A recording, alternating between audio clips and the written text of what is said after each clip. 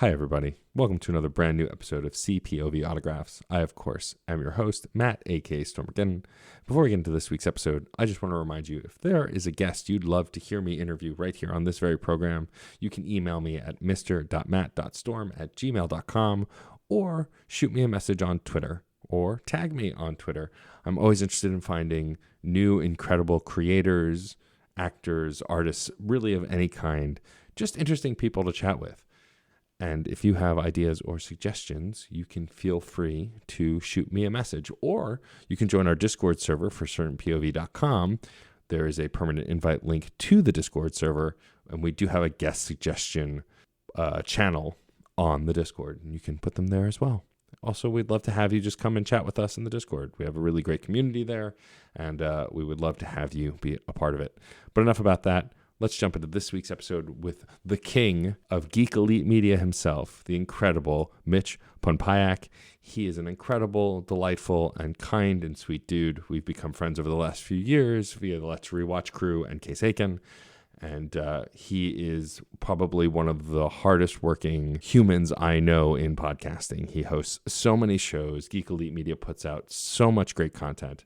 We consider them to be family as far as podcasting goes. We've done crossovers with their site for Cyberpunk Week and other things. And Mitch is just an awesome human.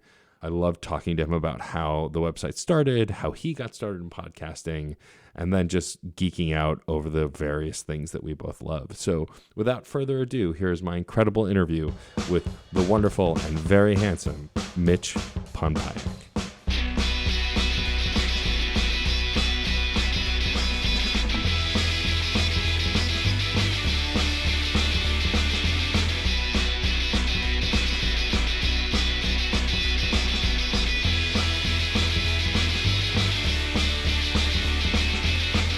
Cool. Yeah, I mean, this is not too dissimilar from Hey Mitch. It's just an interview show, and so it's just role reversal. But beyond that, although feel free to ask me questions if you want. I mean, I'm not against it. I just, if that happens, I do that a lot. Like, I'll be on someone else's show, and I'll start to ask questions and start to take lead and go, whoop, nope, not my show. Gotta let someone else do it. Gotta let go of power a little bit.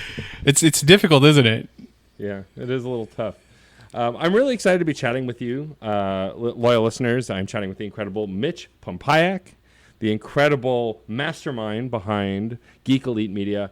Thank you for taking the time to chat with me. I'm really happy to have you here. Oh, I'm happy to be here, and I just wanted to say, like, I don't know how well this is going to go. You already had, you already have yourself, and you already have Case on, and like I feel like I'm kind of just so similar to the both of you, like in so many ways.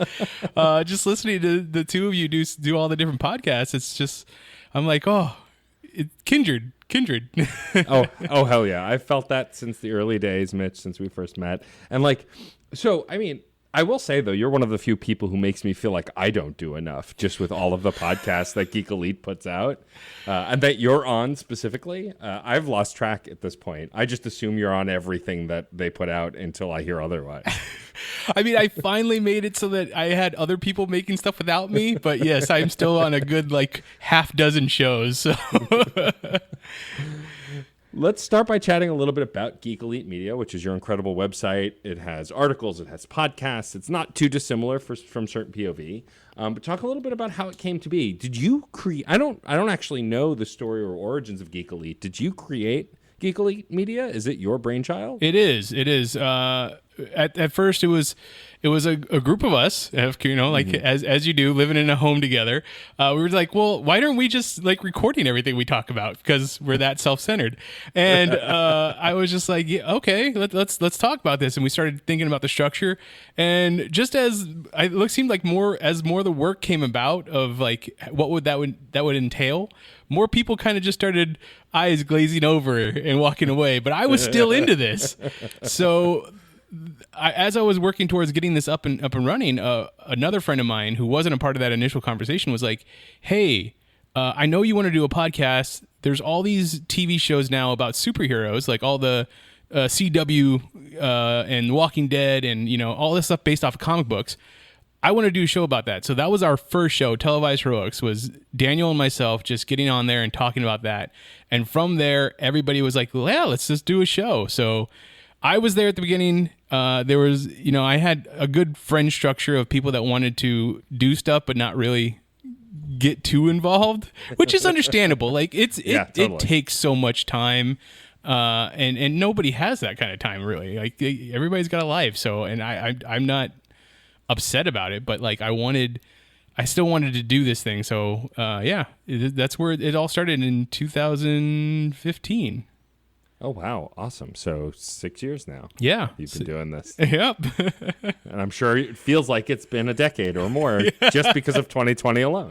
Just 2020 alone. That's right. Yeah. I mean, I love all of the stuff that y'all put out. And like, there really is a kindred spirit between me, you, and Case. And I think the greater of both networks. It's why I think we all get along so well and we've all guested on each other's shows. I think we have a similar mentality as far as the work itself is satisfying. Like, sure, do we want our podcast to become gigantic and break out of the indie space or whatever? Sure, of course. We all want that. Someone wants to buy me out for, $1 million. I'm sold. Done. I'll sell out right away. Let's go. But like, the reality is, I think, at least for me, like I get such satisfaction from making the podcasts, editing the podcasts, the promotion, all of that stuff. Like sometimes it's daunting, but for the most part, I love doing it. Did you always want to be in broadcasting? Because I know for me, like I was fascinated by like radio DJs and that kind of thing. And it was only until much later that I came back around to do it myself. But have you always wanted to be a broadcaster of some kind? The funny thing is no. I mean, I always wanted to.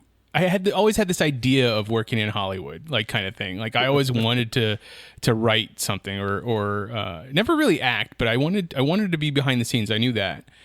So when I moved back to my hometown after college, I got a job at the local TV station. It was a news affiliate, so it's not like we were putting on any or helping make any TV shows or anything. It was just local news. Right. But I got in there as an engineer, so I was what's called master control. I don't know if too many people understand what that is, but essentially everything you see on TV has to go through the system to get to the signal to then beam to your house. And my job was to make sure that the commercials and the TV shows and all that stuff was spliced together so that it could get through that machine to your home.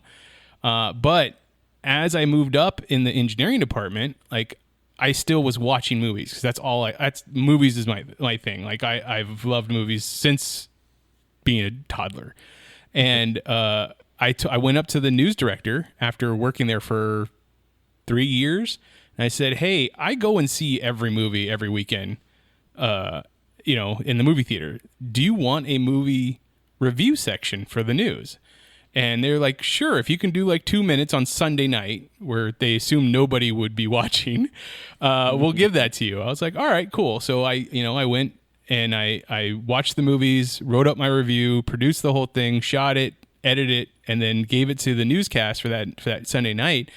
And it became like one of the most popular segments of the local news. Now it's a local news.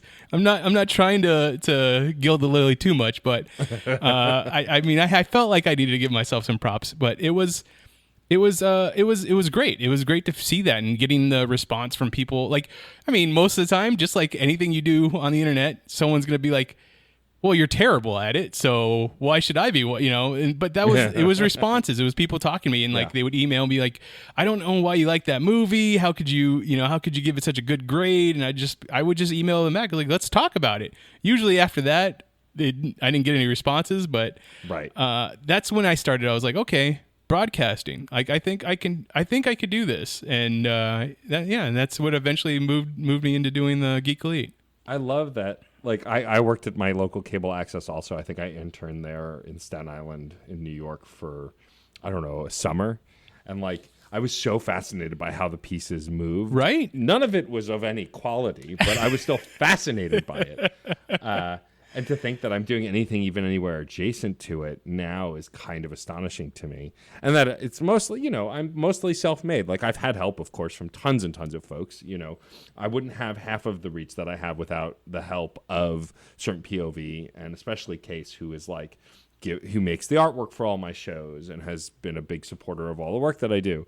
But like, it just is wild to me that this is, a job like, I'm sure like me, if you make any money from it, it's not a hell of a lot, No. but we treat it like a job because we want it to be a job, and maybe someday it will be a full-time thing. But like, it's just really cool that also we can make something of quality with very low cost and a lot of work, but it's way more accessible now than even when I first started. When I first started doing my music show, that's now since gone on hiatus, I was recording into an iPad when I first started. We would just hit the memo recorder and 3 people would talk into an iPad.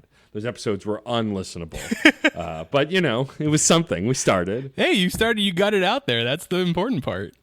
And like, I don't know about you, but I feel like that's the biggest hurdle, right? Is if you want to do something, it's just doing it. And while, yes, I would tell any new podcaster now, bank a lot of episodes, fine tune, and then release.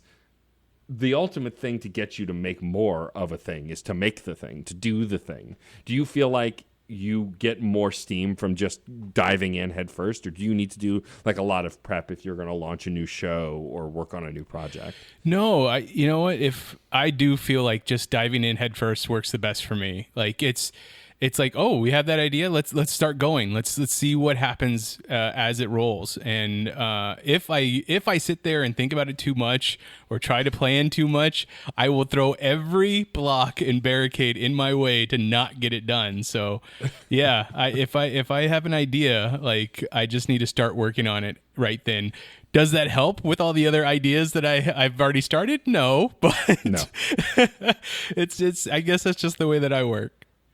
I mean, the laundry list, I'm sure for you it's the same. The laundry list of unlaunched projects that exist in my brain is endless. It's the creator's nightmare. It's this idea of like, oh, I could work on these 3 other projects that are in the middle of whatever, or I could work on a brand new thing because I had a brand new idea. It's just kind of how that goes, I feel like. And it's funny, I knew you were a movie nerd long before we ever even spoke because I knew you through the lore of the Let's Rewatch podcast, and you were replying to literally every tweet. In the early days, I would try and get in to answer what movie it was, and you were always there first. Mitch, right there with the answer. Are there any that you ever miss? Like, are you ever wrong when you reply to those? Oh, yeah, no, I you know what? There's definitely a few that I reply and I'm like, oh, that looks so familiar, and I put something in there and they're like, nope, not this time. I'm like, oh, okay, I won't do it. But I don't know if they threw some type of filter or something on there, because like I don't get them to like an hour later now, like for whatever reason. So I see you responding and I see other people responding. And I'm like, wait, was it thrown out? I didn't even see it yet. But yeah, Brett out here secretly hiding them from you so other people can get a crack at it. That's fair. That's understandable. No, that was the greatest thing too. I don't know if I told you that story before, but that was when so getting to know them, Let's Rewatch. Which is that I honestly, like, outside of making the podcast themselves, all the great people that I've got to meet and just connect with, as well as yourself, just through this one community, this one thing is probably the best. But I started following a podcast, another movie podcast, just because I was like into their content, and they added me, or at least Geek Elite, into a movie podcast Twitter group. And then because of that, like, I got to see all these other podcasts, and I really attached myself to Let's Rewatch because I thought that was such a fascinating idea. Like, what Me is too. 10 years later? Are these movies good? Like, because I'm a kind of person that, like, if I like a movie, I will watch it like once a year, whatever it is. Sure. But to hear other people, and then the fact that they were, a good. All 4 of them, I think, in the beginning were all at some point involved in making movies. So they had insider knowledge or insider like know-how of how movies are made. And that's what fascinated me. So it was such a great podcast. And now, Brett and Sam are going to be coming to my wedding. So like, this is awesome. That's amazing. Yeah, it's funny. Like, Ash was my previous guest before you, and we were talking about that show and just how there are like bingo cards for the show. Like, if they're watching anything to do with animation, Sam's going to have a story or know somebody or know someone who worked on something. If it's a more artsy movie, there'll be comments from Ash about the cinematography or how it looks. Brett will probably complain about something. There's a bingo card, but it's because they gel so well. You feel like you're at the table with them. Oh yeah, that's why even guesting on the show after having listened for as long as I did, I felt like part of the team immediately, because they immediately welcome you to the show and they let you run with your thoughts. Like, they're not there to kind of like hamstring you and make it about themselves. You're part of the show when you sit in with them, and I love that too. Yeah, no, their show, for the four of them, and I would say it's because of their long relationship that it works so well. But it's to me, it's great to listen to. And then being able to go on the show just is that extra bit. For sure. Totally. I want to talk a little bit about your writing and the writers on Geek Elite, because they also do some incredible work. Like, I was reading Joseph's recent article on E3. I know y'all are gamers over there as well. What is important to you about continuing to have writing? Because I know a lot of sites have shifted more towards audio and video and don't have as many written articles. Why do you feel like having written articles is still so important? So, I think that, don't get me wrong, getting video onto our website and getting audio, like voiceover or whatever, that's definitely something we want to do more of. But just because of the way that everybody seems to be working, with their day jobs and then having to do this on the side, if they can sit down and write something for 15 minutes while they're in the middle of doing something else, or write something while they're on their lunch break or something like that, that's just the way that I feel it's going to work best for us, because none of us live in the same place anymore. Like, we're all scattered across the country, and it's, to me, it just works the best. Like, is it the best for us as a group? I don't know, but it works the best for us as working, kind of thing. Yeah, totally. No, I get that. I think also, I like reading articles. I don't always have time, but I still really like reading articles. And I think that, I'm not getting any physical magazines or newspapers anymore. It's just not a thing that I get, because I feel like they'll just sit there and pile up and I'll never get to them. But there's something about reading the article on my phone. Look, we've all got downtime in the bathroom reading articles. Don't lie. Nobody deny that. Everyone's doing it. And I think it's still really great that there are outlets like yourself and many others still doing written articles beyond just, I think having the audio and the video, of course, is super important, especially for those who, especially the audio for those who can't read, either due to vision issues or whatever else. But I think having written articles and written websites and blogs in the blog world format is going to always be valuable, because you can kind of go to the places where your tastes are more in line, like a Geek Elite Media. Yeah, no, and yeah, of course, podcasts are great for, those people that are sitting at a computer all day and they need something to listen to. But if you're just needing to be in the quiet and you can sit there and read an article or get to know what it is that other people are finding interesting in that way, I'm here to support that and help out in any way. Now, it's not going to be a lot of game articles from me personally, because I don't play enough video games. I think the last thing I played was Portal 2, so that's a while ago. That was a while ago. Yeah, that's true. But that's okay. You watch enough movies for the rest of us, so there we go. It's fine. It balances out.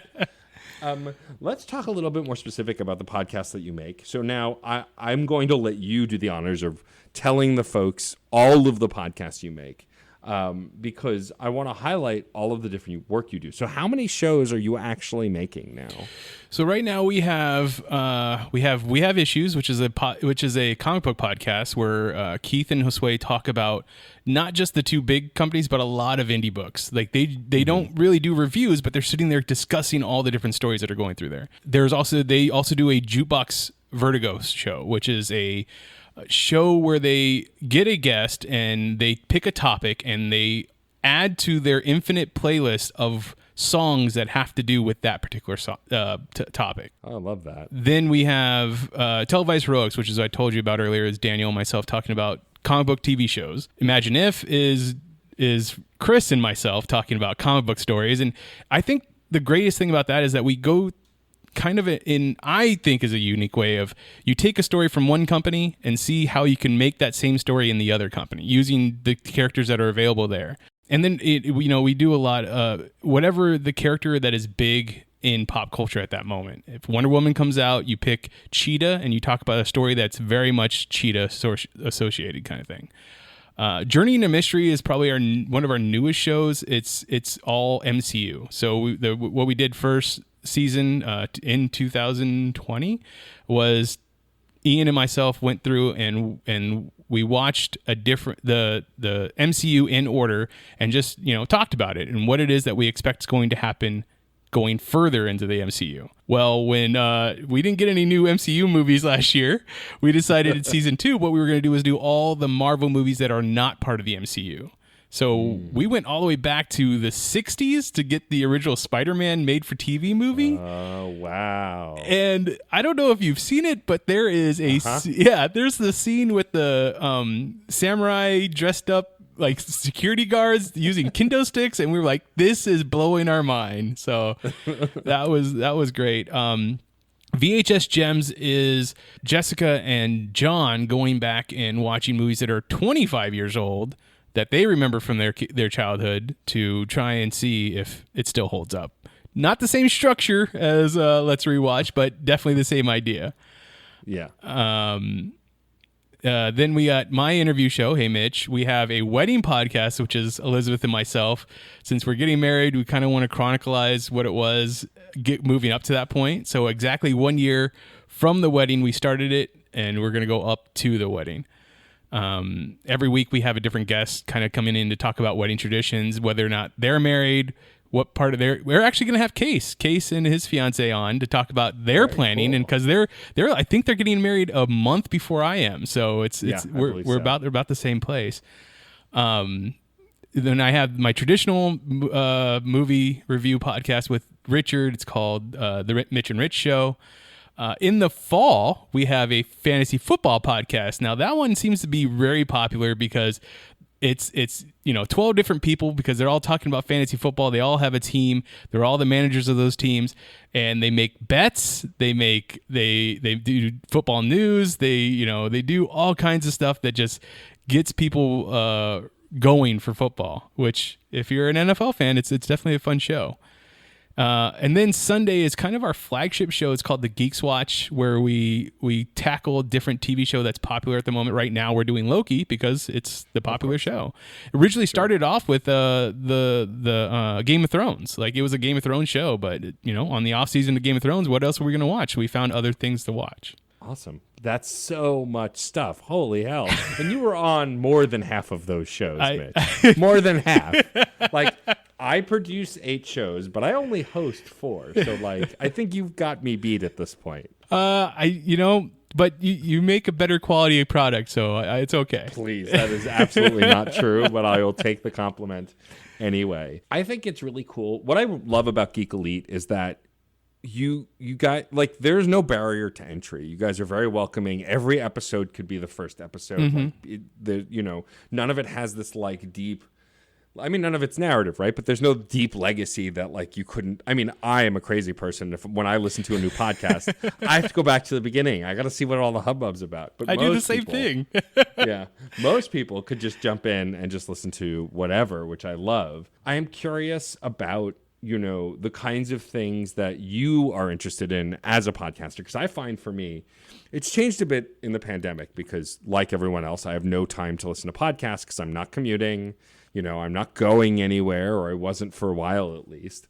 And so I wasn't listening to as much. But do you find yourself still listening to a lot of podcasts when you have the time? Do you have any favorite podcasts that you listen to besides Let's Rewatch, which we already both gushed over? So, yes, I still listen to podcasts. I don't get to listen to it as much because even though I didn't have any teleworking or stay-at-home orders here in Arizona, I got promoted, so I have to stay in the office all the time now, and it's not my job used to be that I would go from one point to the other in a vehicle, and I could listen to podcasts all day long while I was in the car. But now when I'm in an office and I have to answer phones or deal with other employees and stuff like that, I don't really get time to. But when I do get a chance to, I like to listen to. Since I'm such a big movie nerd, I love to listen to movie podcasts. I listen to movie podcasts about either stuff that's coming up in the entertainment industry or movies, past movies, or even Fat Man Beyond, Kevin Smith and Mark Bernardin, because as much as I love Kevin Smith, I really listen to that podcast for Mark Bernardin. Like I think he's an incredible writer, and the way that he sees story is the way that I want to see story. So when he is able to pick apart, and pick apart seems like a bad way of saying it, but the way that he's able to analyze a story of a movie or a TV show or something like that, like it makes me think and want to be a better writer. That's awesome. I love that. Yeah, I find that I tend to lean into more podcasts about the subject matter that I'm most interested in. Like I've come back around on video games. I've always loved video games, but like I'm playing more current stuff. I of course have 2 video game podcasts, which helps. But like I find myself listening to more video game podcasts now also because I care more about the news. I care more about what's the latest thing. And I feel like that ebbs and flows with me based on whatever hobby I'm into. Like when I first started getting back into tabletop years ago, I of course listening to a ton of tabletop podcasts. Do you find that there are other hobbies that you love that podcasts have helped shape or grow that love? Oh, that's great. Yeah, no, I guess I don't, because everything else seems to fall to the wayside because of podcasts. So like Sure. I used to be an avid football watcher. Like I used to, playing in high school and then, eventually getting to, or just watching and stuff like that. Like I used to be very much into it, but now my Sundays are all about either recording or editing. So I don't get to watch it and enjoy it too much. I'm still a Niners fan, and I will stay a Niners fan, but I have to get all the highlights, like kind of thing. So and when I have free time, I want to watch something so that I can keep working instead of playing a video game. And that's why I haven't played a video game in so long. So I don't think it's really helped. Okay, reading comic books. Yeah. So if I'm listening to a podcast where someone's talking about the comic books that they're loving, I will go and find that trade. So that is the thing. That's the thing that's probably made me more because of podcasts is comic book reading. That's fair. Yeah, and it's funny because I look at comic books the same way you look at video games. Like I love comics, and I have so many different omnibuses and a bunch of different trades. But like keeping up week to week, like I can't even imagine what that's like anymore. Like I used to have a box at the local comic shop like anybody else, and I don't. It's not the priority anymore, right? Like I'm putting that priority elsewhere. I think we all have time for whatever we want to have time for. It's a matter of deciding what we use that time for, Oh yeah, exactly. And I'm using that time a lot for editing podcasts, and then if I have downtime, I'm playing Mass Effect for the 30th time or something. Speaking of, I wanted to ask you. So with Yes. E3 that came out or happened last week, what was the biggest thing that you enjoyed coming out of that? So, I mean, there were a lot of really cool things, but I am one of the franchises that I love the most that seems to get the least amount of love lately is a series called Metroid. I've been playing the Metroid games since I was a kid. I loved every iteration of Metroid, although I never played the Metroid Prime series, which was the first-person one, but all of the side-scrolling Metroid games, like the classics, I've played and loved. And this past week, or I don't know, whatever time is anymore, when the Nintendo Direct happened, they made an announcement that they were finally making Metroid 5, the 5th Metroid side-scroller, Metroid Dread, which was a rumored game back in the 3DS era, and then apparently like production stopped, and then it was canned, or it was rumored to be canned, and then it came back, and they showed a trailer for it at E3, at their E3 press conference, and I got very excited. I've loved that series for a long time. Samus is one of my favorite characters, and it's really exciting to see a series that hasn't had a new game in 19 years get a brand new game by the same people who made the Samus Returns remake, which was a remake of the Game Boy game on the 3DS. That same team is working on that new game, and that got me really excited in a way. So excited, in fact, that I totally legally and not through ROMs downloaded digital versions of Metroid Zero Mission, which is a remake of the first Metroid game, and then Metroid Fusion, which is my favorite game, which came out on the Game Boy Advance, was Metroid 4. And I'm going to play through all of them. I played Zero Mission. Now I bought the 3DS remake, which I never got to play. And I'm playing that on the 3DS. Once I finish that, I might replay Super Metroid, but I played that last year on stream. And so I feel like that's recent enough that I could just jump to the fourth one, which is my favorite, and then be ready for the fifth one to come out this October too, which was really exciting. It's like, it's not only is it been in the works all this time that it's not dead. It's also coming out like 4 days before my birthday. And so I was like, hell yeah! Happy birthday to Matt. Exactly. Besides that, the other big surprise that I was really excited for was the Guardians of the Galaxy video game. I'm a sucker for comic book properties in video games, especially when they're done well. And I love the Guardians of the Galaxy. I love the comics. I love the movies. I love the cartoons that they've done. And so to hear that they're doing a game where you'll play as Star-Lord, it's single player, and like you have choices to make and you can affect the morale of the team, sounds really cool. And so I'm very excited about that one as well. How did you feel? Because once again, like I'm hearing everything secondhand, but how did you feel about the fact that you could only play as Star-Lord? I think that makes sense. Like, I have the Marvel Ultimate Alliance games. Fair. If I want to play as anybody, I think creating a single-player narrative where you get to use your teammate kind of... So it reminds me actually a lot of Mass Effect. In Mass Effect, you can only play as Commander Shepard in the first three games. But your cast of characters are great, and you give them commands, and you can utilize their abilities with shortcut commands. And, like, I got the similar vibe from the Guardians game. So, like...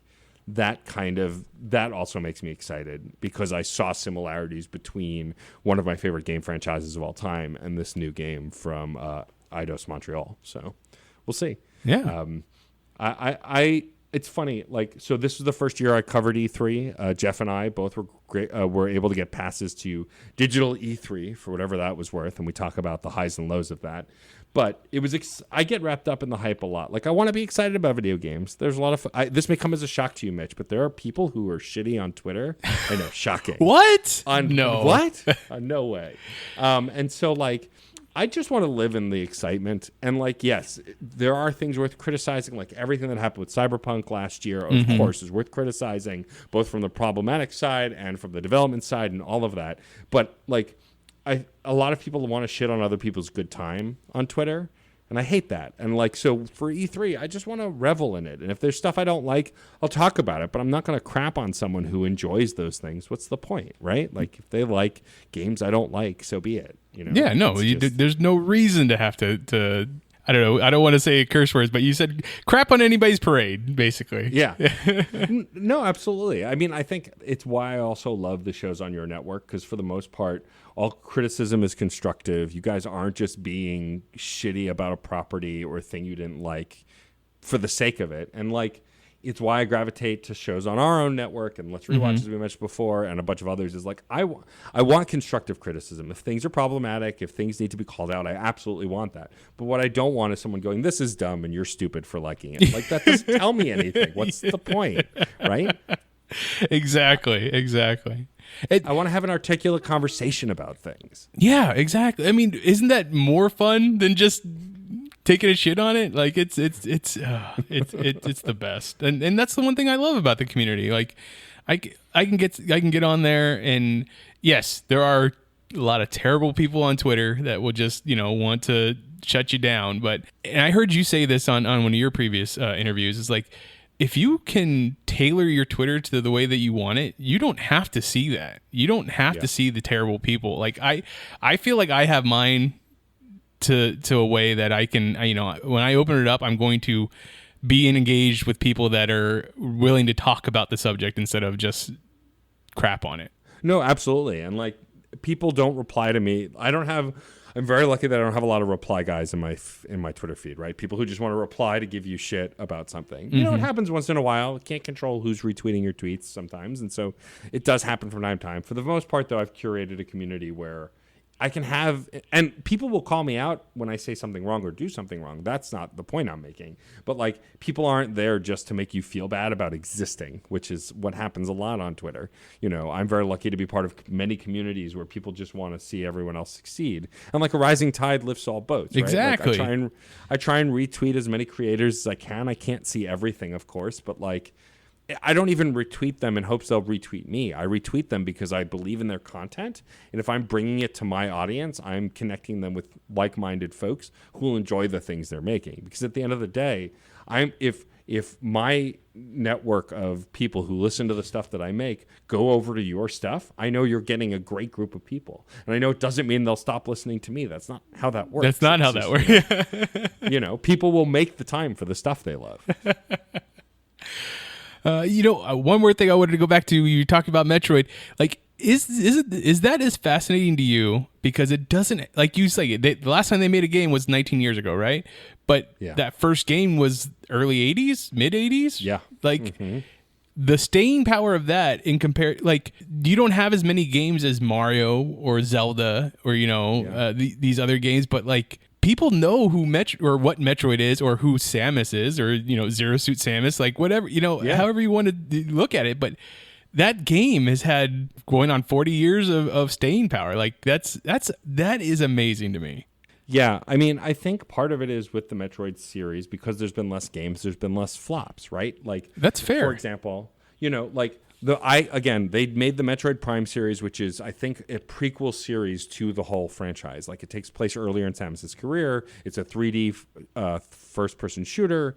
They got great reviews. I just never got to play them at the time. Hopefully, they'll get re-released on Switch like everything else, and then I'll play them.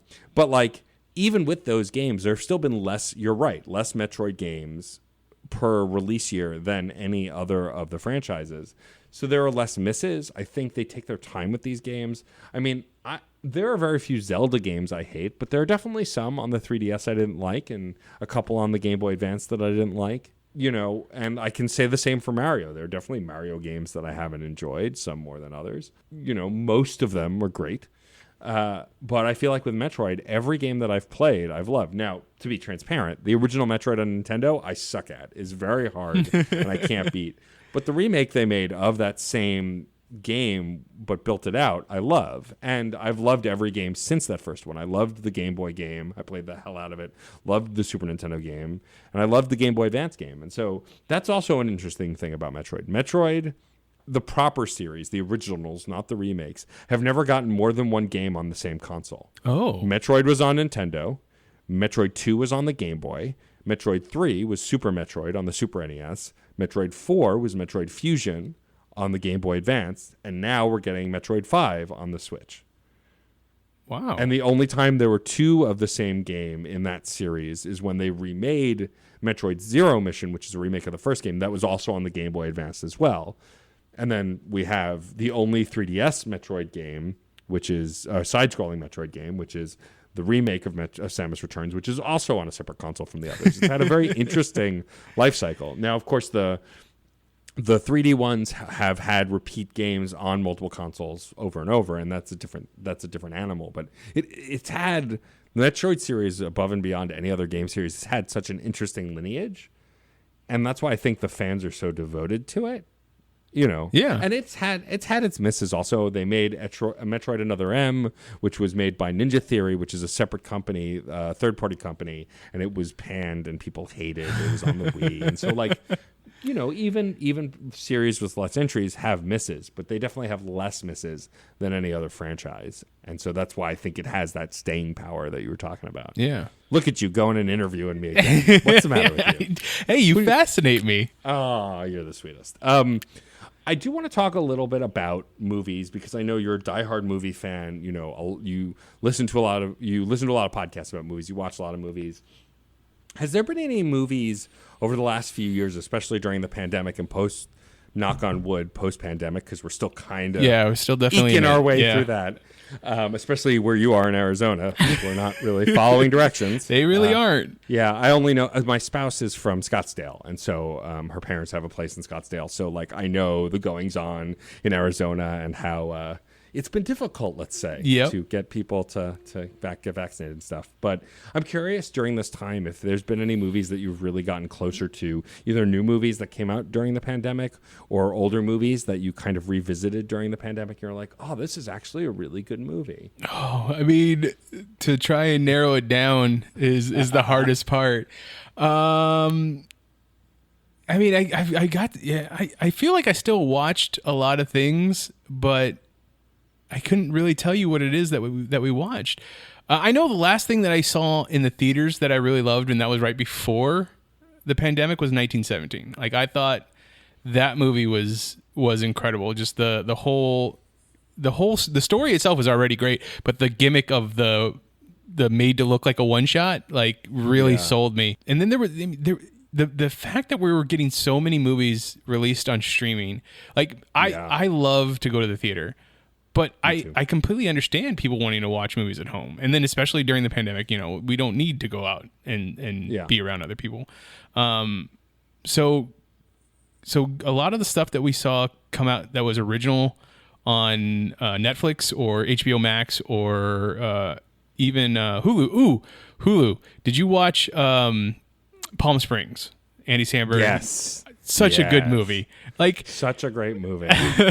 That movie was probably one of my top 3 of 2020. Like, I loved everything about that. The idea that to come at a time loop movie from a different direction, like, just really sold me. So, me too. Yeah, and like, I'm bummed that I didn't get to see that in theaters, though, because I totally would have paid the money to see that, and I hope it gets a second life later on, or gets maybe a short run in theaters after the pandemic, because it's just such it's a perfect comedy sci-fi movie, right? Like it like I would rank it up with like the original Ghostbusters and Evolution and these other, because it's not easy to do science fiction and comedy, but when you do it right, like that movie, and also the cast is incredible. I mean, first of all, anytime you have J.K. Simmons in anything, and the more unhinged, the better. Because like, and I've always liked Andy Samberg for a long time, since the early Lonely Island days and the digital shorts, and like to see him come as far as he has too. I mean, I just went through and rewatched all of Brooklyn Nine-Nine. Like while I'm editing stuff, that's the thing that's kind of playing in the background. And I'll stop and laugh. Yeah. Like I enjoy that show so much. Me too. I understand why it's ending now, though. Yes. I know that. I understand why the new season's gonna be the last one.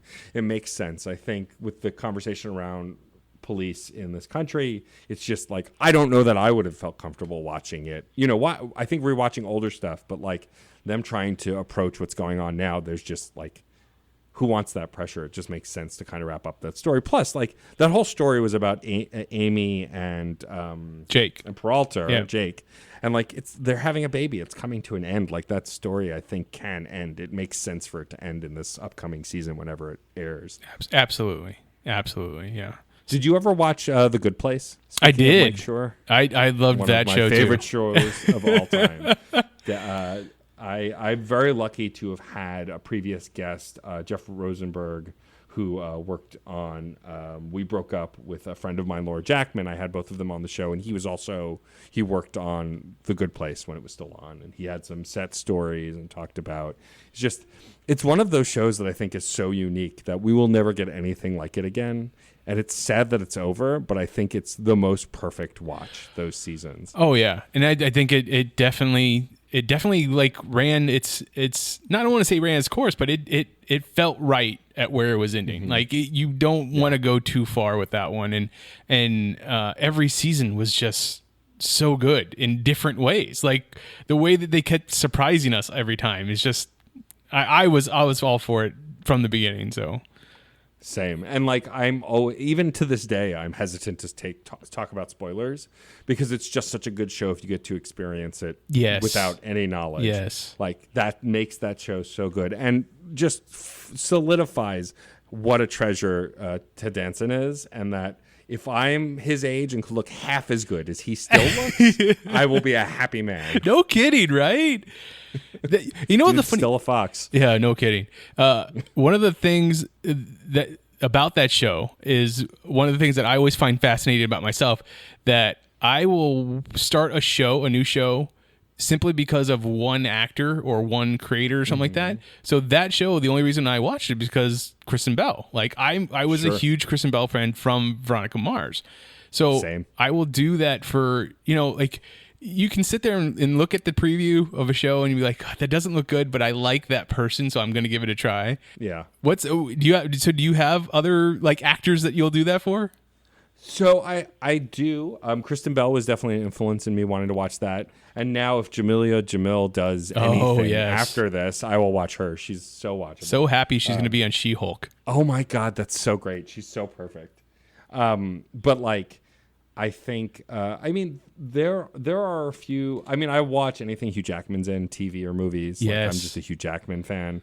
But I think currently, so one of my favorite watches during quarantine was Schitt's Creek. I don't know if you've watched it. I have. I've watched the whole thing now.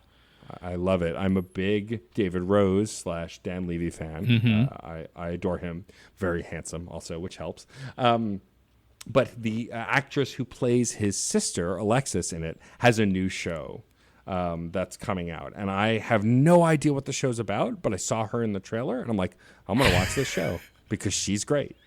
I watched the first 2 episodes already. Like it was on this past Sunday. It's on AMC. And how is it? So it's definitely not what I thought it was. From what I understand, but I am intrigued. I am very intrigued. So I really want to know what it is where they're going to take the show. Kevin can F himself. Yeah, that's right. Is the name of the show, and the idea that it came from the actress who was originally in a Kevin James sitcom.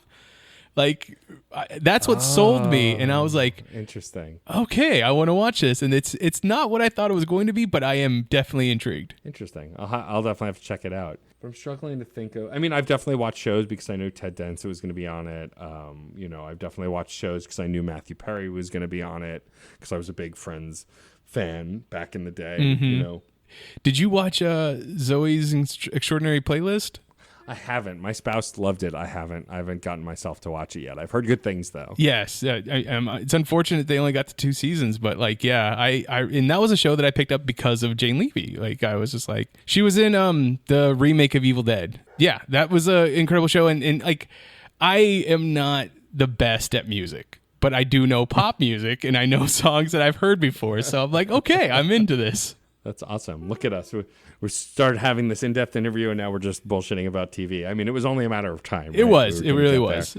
I'm curious. So I've been overwhelmed by superhero TV. I used to love the CW shows, and I bounced off. It became too much to keep up with all of them because I'm a completionist, right? So like I have to watch the canonical order of stuff since they all air in a certain order and stuff. How do you feel about the current run of comic book TV shows? Because we have so many, and now Disney Plus has all of the Marvel stuff, which is technically comic book shows, but they're their own original stuff based on comic book characters. Like, how do you feel about this dearth of comic book shows? Do you love it? Do you hate it? Is it overwhelming?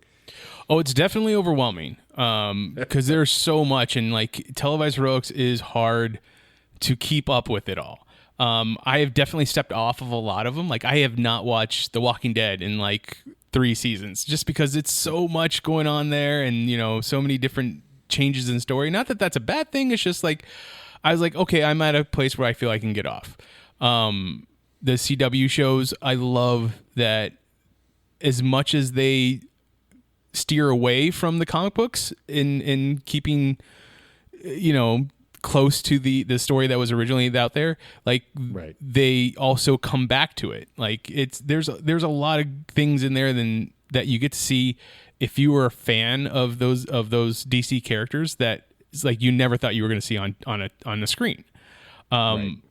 Obviously the MCU Disney Plus shows are taking it to another level. Like these are 8-hour, 6-hour, 10-hour movies that we're getting to watch one hour a week, and you get to go through all the emotions. Like WandaVision messed me up. Like that show, of all the 3 that we've seen so far, like Loki is good, but WandaVision is the level for me to hit. Like if you're gonna do more of these shows, and then I love the fact that they've already in TV shows they're already getting to the area that comic books, it took a while for comic books to get to. Of now, everybody understands the established superhero tropes. We're gonna like mess with that now. We're gonna break it all down. That's when you get The Boys, you get Jupiter's Legacy, you get what's the other one that came out not too long ago? Invincible. Thank you. Yes, all that stuff is like now people are like, well, we know what Superman is. What happens if? And then you just go from there. And I love it. Like I love that everybody gets to experience comic book stuff that we've all been experiencing, or comic book readers have been getting to experience for a while. And actually, that in answer to your previous question, Invincible, I totally tuned in for J.K. Simmons and Sandra Oh. Yes. I love both of them. And who plays their son, Mark? From Walking Dead. Walking Dead, and of course, neither of us Stephen remember Yeun. his name. Stephen Yeun. Which his movie this past couple months was great. I still haven't seen it yet. Yeah. I gotta go see it. I don't know why I'm blanking on the name of the movie now, but that was good too. Yeah, but that was a show, Invincible. I didn't know the big twist. Neither did I.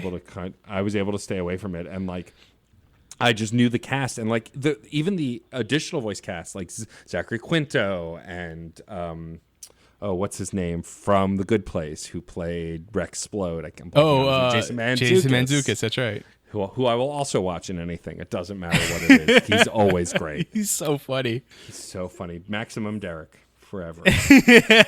Yes. But that was a show that the first episode, my spouse was like, oh, I don't know. And then we get to the twist and she's like, do you want to watch another one? Yes. Let's keep watching.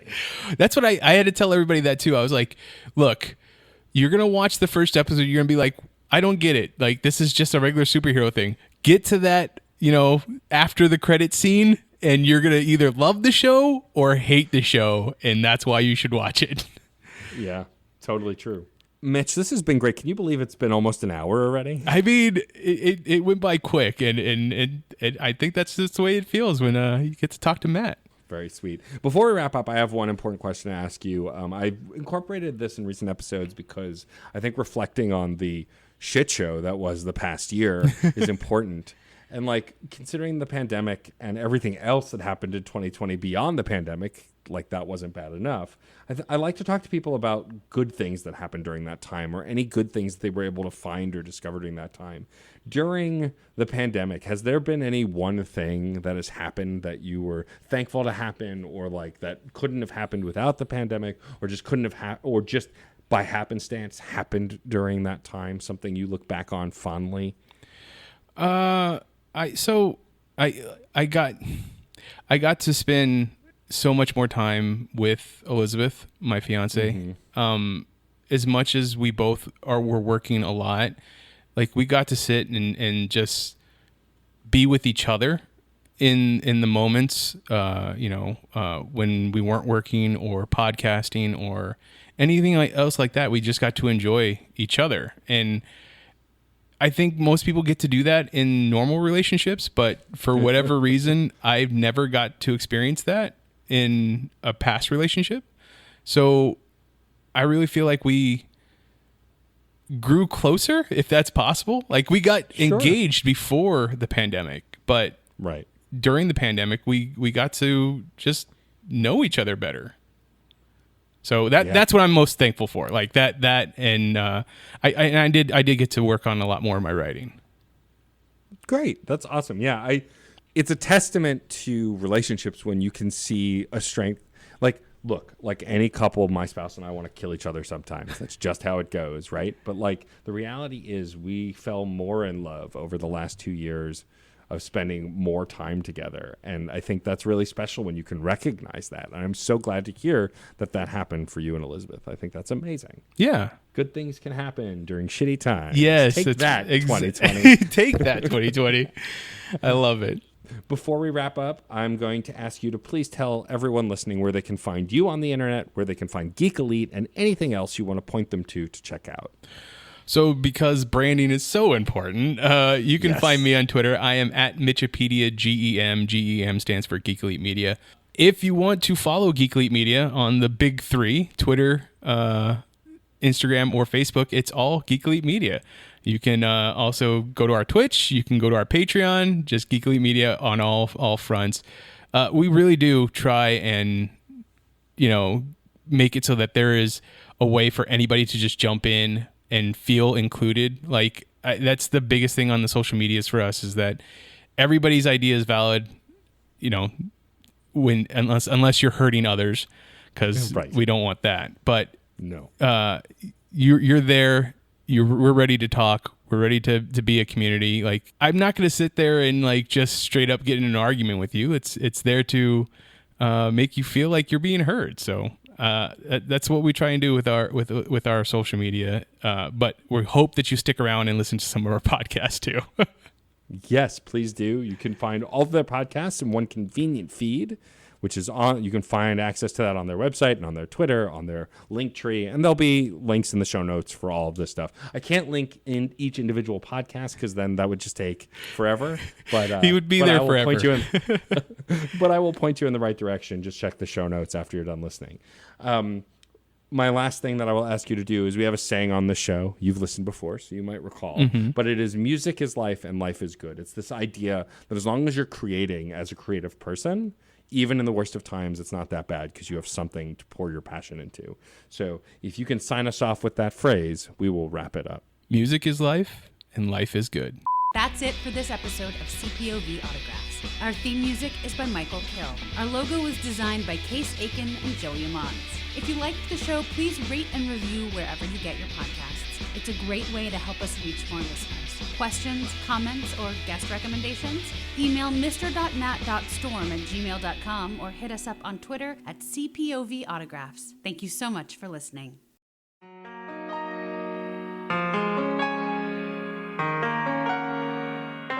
Nostalgia is one of the strongest forces in the human psyche and is responsible for the continued existence of some of our favorite fandoms.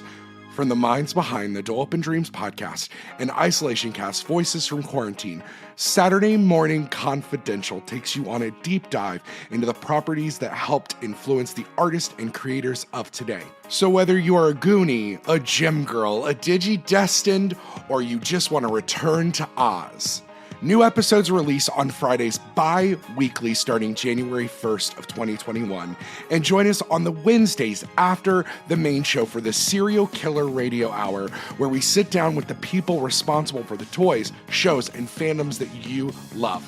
Now you can find Saturday Morning Confidential at certainpov.com/SMCpod or on your favorite podcast platforms. So don't forget to tune in for another deep dive into the files of Saturday Morning Confidential.